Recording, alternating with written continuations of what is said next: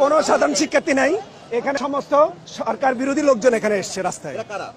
এরা বিএনপি জামাতের লোকজন। আমরা কোনো মানুষের প্রাণহানি চাই না, এটা হচ্ছে আমাদের মূল কথা। আমরা যদি প্রাণহানি করি তাহলে এটা ক্লিয়ার করতে আমাদের ম্যাক্সিমাম 10 মিনিট লাগবে। আমরা চাচ্ছি কোনো মানুষের জীবনহানি যেন না হয়, এটা আমাদের প্রথম প্রায়োরিটি।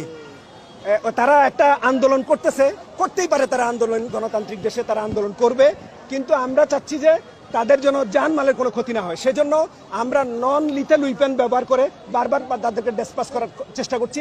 একটু আগে দেখলেন র্যাবের নেতৃত্বে যে কাজটা হয়েছে, আমার নেতৃত্বে, সেটা আমরা কিন্তু ডিসপাস করার চেষ্টা করেছি। আমরা চাই যে এর মধ্যে তারা ক্ষান্ত হবে এবং যারা উত্তেজিত জনতা আছে তারা তাদের জীবন এবং তার রাষ্ট্রীয় সম্পদের ক্ষতি না করে তারা ঘরে ফিরে যাবেন, এটা আমাদের প্রত্যাশা। থানার নিরাপত্তা পর্যাপ্ত, এখানে পর্যাপ্ত পরিমাণ এপিসি আছে, তারপরে আপনার বিজিবি আছে, র্যাব ফোর্স আছে। আমি মনে করি না থানার নিরাপত্তার জন্য কোনো সমস্যা।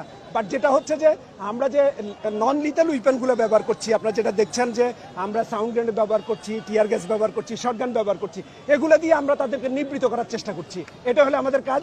তারপরেও যদি তারা জনগণের ধন সম্পদ নষ্ট করে, কোনো জীবনহানি করে, আমাদের উপর কোনো হুমকি চলে আসে, তখন আমাদের রাইট অফ প্রাইভেট ডিফেন্সে যেটা করা দরকার আমরা কিন্তু সেটাই করব। একটা বিষয় বলে দিন, এখানে কারা আজকে নেমেছে? সাধারণ শিক্ষার্থী? কোনো সাধারণ শিক্ষার্থী নাই এখানে, সমস্ত সরকার বিরোধী লোকজন এখানে এসছে রাস্তায়। এরা কারা? এরা বিএনপি জামাতের লোকজন।